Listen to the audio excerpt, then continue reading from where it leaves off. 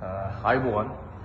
ඉතින් ඔන්න මේ ප්‍රකාශය කරන්නේ සෑහෙන කාලයක් ඉවසන් ඉඳලා බැරිම තැන. ඒ කියන්නේ අවශ්‍ය නැහැ. නමුත් මොකද මම එහෙම කවදාවත් එහෙම දේවල් කතා කරන්නේ නැහැ.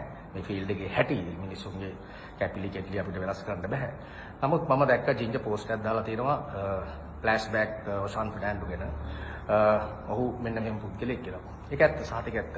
ඔක අද ඊයේ නෙමෙයි මට කරන්නේ. මම දැනුවත්ව මට කීප දෙනෙක් කියලා තියෙනවා මාව යෝජනා කරපුවාම හවල් පුද්ගලයා ඒකට කැමති නැහැ කියලා. ඒක රිජෙක්ට් වෙන කෙනෙක් කට්ටිය දාලා දාගන්නවලු.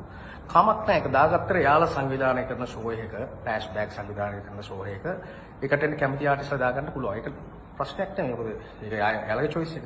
හැබැයි මේ වෙන සංවිධායකයෝ සංවිධානය කරන දේවල් වලට මේ මිනිස්සු ආසහින්දා අපි යෝජනා කරනවා නම් ඇයි මේ මිනිස්සු එතකොට ඒකට අකමැති? ඒක හරි වැරදි. මොකද ඒක සමහර විට ඒ මනුස්සයාගේ මට විතරක් නෙමෙයි සමහරට මාසෙම කඩි වෙන්න පුළුවන් ඒ මනුස්සයාගේ ෂෝ එක. ඒකෙන් ගොඩාක් දේවල් හිතේ ඇති. මොකද කලාකාරයා කියන්නේ එයාගේ වෙන රස්සා නැහැ. එයාගේ සින්දු කියන එක තමයි එයාගේ රස්සාව. සමහරට වෙන ආදායම් මාර්ගයක් නැති වෙන්න පුළුවන්. ඉතින් ඒ වගේ කුජීත වැඩ කරන්න හොඳ නැහැ. ඒ කට්ටිය ප්‍රවීණයි කියාගෙන මම ප්‍රවීණ නම් අපිත් ප්‍රවීණයි. අපි අවුරුදු 25ක් විතර අපිත් මියුසික් කරනවා. අපි චිත්‍රපට වල ඉඳලා ගත්තාම මම සින්දු 150ක් විතර මාත් කියලා තියෙනවා. ඔය එක කාලේ සමකාලීන වෙනා ඒ ටික අපිට වැඩිවල් ඇති. නැතුව මේ දක්ෂතාවයක් කියන එහෙම එකක් නැහැ ඇත්තටම. ඉතින් මම කියන්නේ එහෙම කරන්න එපා. මම දැක්ක ජින්ජර් දාලා තියෙන පෝස්ට් එකක් පව් අවංකව. ඉතින් ආයේ කොන්ද කෙලින් තියාගෙන ඒ ප්‍රකාශ කරපුවා හොඳයි මේ මිනිස්සු ගැන. එහෙම කරන්න එපා. අපිට විතරක් නෙමෙයි මේ රටේ මම හිතන්නේ ආටිස්ට්ලා තව බර ගානකට වැඩේ කරනවා. මම කියන්නේ එයා සංවිධානය කරන ෂෝ එකකට අපි ඕනේ නැහැ. හැබැයි අර වෙන මිනිස්සු සංවිධානය කරන මිනිස්සු අපි යෝජනා කරොත් ඒක ඔයා රිජෙක්ට් කරන්න එපා. ඔයා එහෙම කරන්න ඔයාට අයිතියක් නැහැ.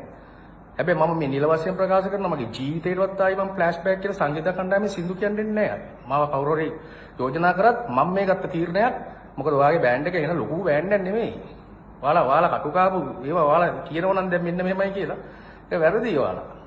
ඔයාලා ආපු තැන හොඳයි අපි සතුටුයි. නමුත් ඔයාලා වටපිටා හිටිය ඔයාලත් එක්ක සමකාලීනව හිටිය මිනිස්සු එහෙම අමතක කරන්න එපා. යාලා මිනිස්සු ෂෝ එකකට යෝජනා කරනවා නම් ඒ කට්ටියන් ගෙන්න ගන්න ඔයාලා. ඔයා නෙමෙයි ෂෝ එක කරන්නේ. ඔයා බැකින් බෑන්ඩ් එක විතරයි.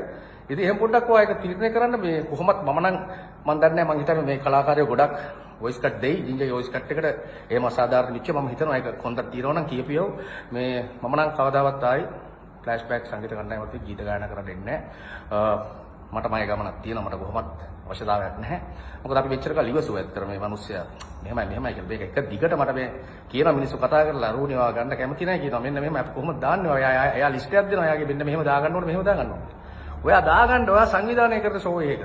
වෙන මිනිස්සු සංවිධානය කරන ෂෝ වලට ඔයා ඇගිලි ගහන්න එපා. ඔයා බැකින් බෑන්ඩ් එකක් විතරයි කියන ඔයා මතක තියාගන්න.